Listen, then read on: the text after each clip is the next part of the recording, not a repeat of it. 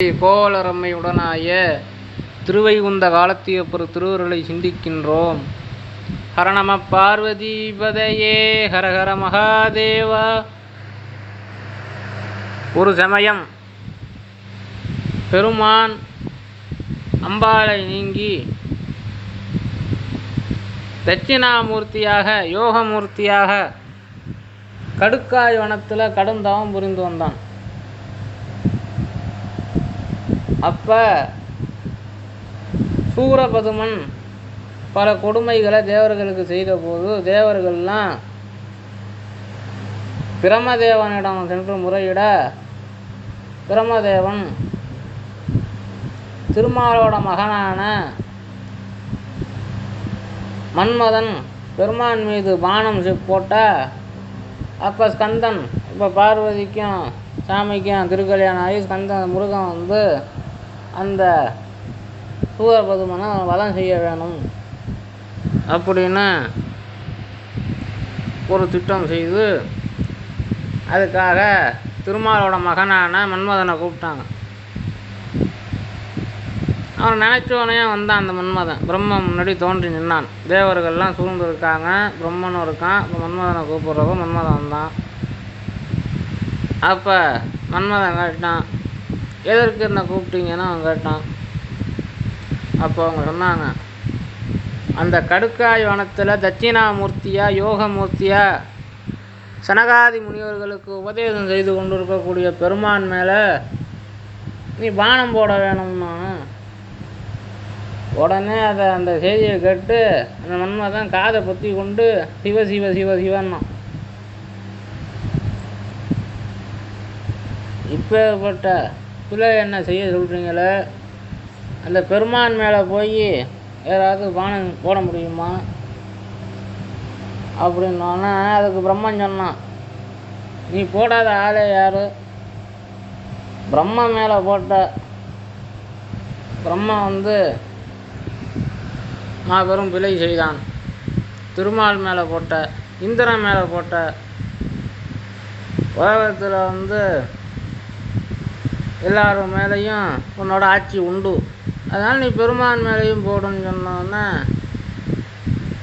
அதற்கு வந்து அப்படி நான் போட்டேன்னா பொசுங்கி போடுவேன்னு சொன்னான்.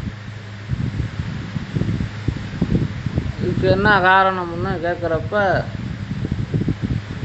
இதை பற்றி நம்ம காலமேக புலவர் பெருமானை நோக்கி ஒன்று சொன்னார்.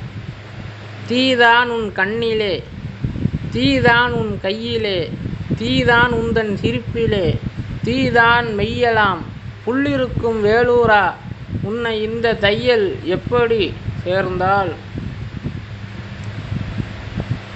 நம்ம காலமேக புலவர் புள்ளிருக்கு வேலூர் வைத்தீஸ்வரம் கோவிலில் உள்ள வைத்தியநாத சாமியை நோக்கி கேட்குறாரு. வைத்தியநாத பெருமானே,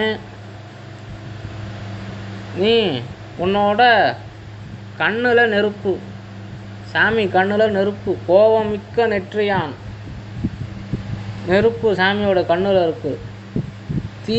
தீ உந்தன் கையில், சாமி கையில் வந்து நெருப்பு வச்சிருக்காரு. கனலேந்து கையான், தீதான் உந்தன் சிரிப்பிலே, திரிபுரத்தை சாமி சிரிச்சாரு, எரிஞ்சு போச்சு. அதனால சாமியோட சிரிப்புலையும் நெருப்பு இருக்கு. தீதான் உன் மெய்யலாம், அது சொன்னார். பேழ்வாய் நாகின் அணையானும் பெரிய மலர்மேல் உறைவானும் காணாதுந்தன் கடலேத்த தழலாய் நின்ற தத்துவனே. சாமி வந்து நெருப்பாக இருக்கார், நெருப்புரு, அழல் உரு. அங்கே வந்து பிரம்மனுக்கும் திருமாலுக்கும் தெரியாமல் நெருப்பாக நின்னார். அதான் அண்ணாமலையார். நெருப்பாக இருக்க உன்னை போய் எப்படி இந்த தையல் நாய்க்கு கல்யாணம் பண்ணிக்கிட்டா அப்படின்னு கேட்குறாரு. இதில் அம்பாளை பற்றி வருது. இங்கே உள்ளபடியே இங்கே சட்டி முட்டத்து அம்பாளை அந்த அக்னியை வந்து சுட்டு விட்டது. பெருமான் அக்னியாக நின்னார். அப்போ போய் அம்பாள் பூசை வைக்கிறப்ப அம்பாளோட மூக்கு அதுபோல் அம்பாளோட கையெல்லாம் அக்னி சுட்டு விட்டது. பெருமான் அக்னியாக நின்று பூஜை பண்ணுறப்ப அம்பாளுமே பெருமான் வந்து அக்னினா அந்த ஒளி வந்து அம்பாள், அதோட அந்த சூடு அம்பாள். இது ரெண்டாவும் சொல்கிறது உண்டு. அதனால் சோதி சிவன், சூடு பராசக்தி.